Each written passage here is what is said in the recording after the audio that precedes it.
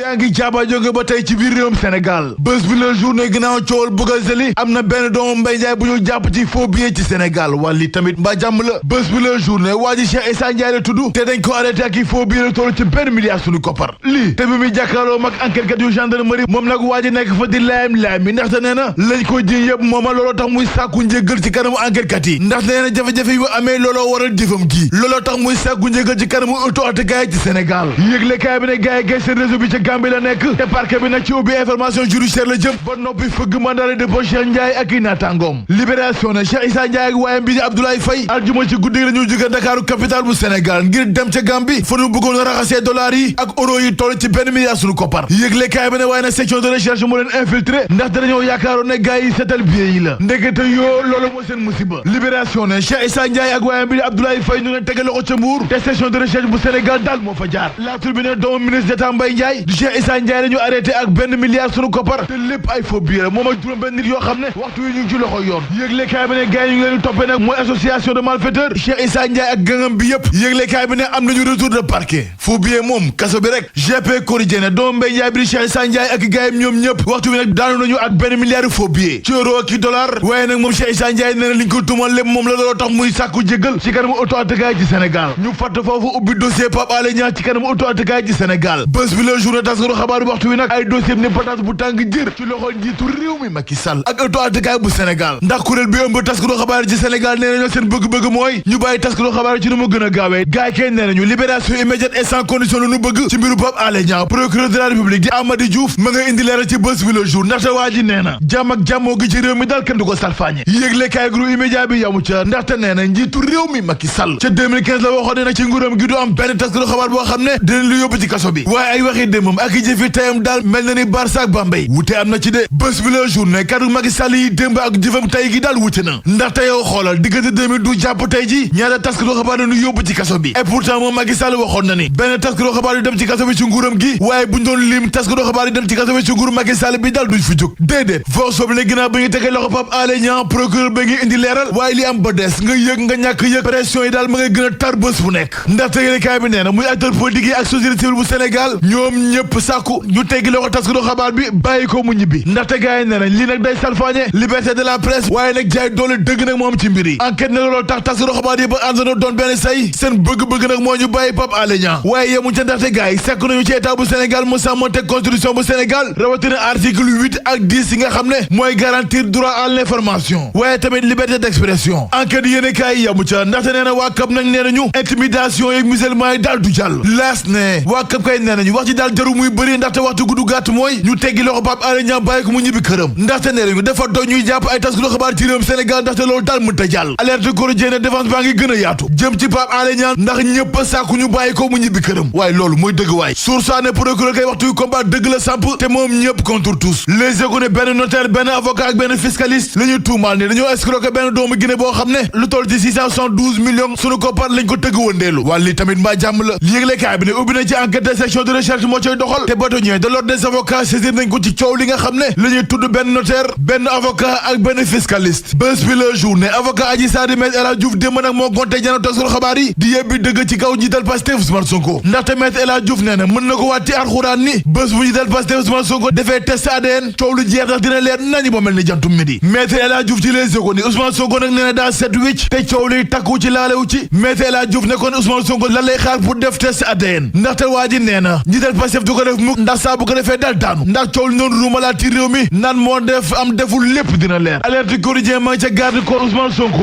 ndax tey li kaay bi nee na gars yi am nañu retour de parquet te dina jàkkaarloo waat ak procureur libération ci information judiciaire que la ñu jëm ginnaaw coow li nga xam ne moo jolli ci kaw garde corps Ousmane Sonko yi GP yéeni kaay ne en tout cas seen avocat yi nag jël nañu beneen plainte lal ko ci kaw responsable APR yi ci kii ndaxte nee nañu coow lii lépp gars yi ci lañu nekk waxtu wi daal mënuñ cee mucc la turbine ne ñeentaat ginnaaw Fatou Fallou Sène bàyyam ji nag ba tey nee na lu muy sàkku daal mooy justice yoon ci Sénégal def liggéeyam ndaxte nee na boobu ba tey France daal di xëddeen ndax ay mbiram demul cëng dikul mbay laar waa li tamit duñ ci wax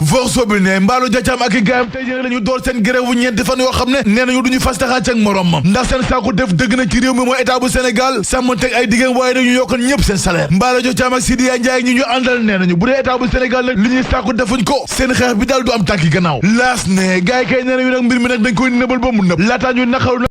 seen njaatige yi ci ministère yi nga xam ne la ñu nekk waxtu mooy ministère de la santé ak ministère collectivité territoriale. stade ne Bayern ak Paris Saint-Germain ñoo daje ci Ligue des champions yi. Liverpool ak Real ci huitième de finale Ligue des champions yi. ñu bàkku jëm ci lamb ji ak suur lamb yëglekaay bi ne Papa Sow nag nee na jël na retraite am ci lamb Sénégal maanaam ci ko gàttal tekki na ngembam ginnaaw carrière u ñaar fukki at yëglekaay bi ne Papa Sow nag doonte nag Siteu daan na ko waaye carrière bu am solo la def ndax am na ñaar fukki victoire ak ñett ak juróom-ñeenti défaite. Libération ne musiba dëgg nag moo am ca Thiès ndax benn taalibe boo xam ne ñaar fukki at ak ñaar la am moo rey benn naataangoom boo xam ne juróom benn at la am ndax da ko dóor ba mu dee ba noppi gas bu mu xool suul ko ci.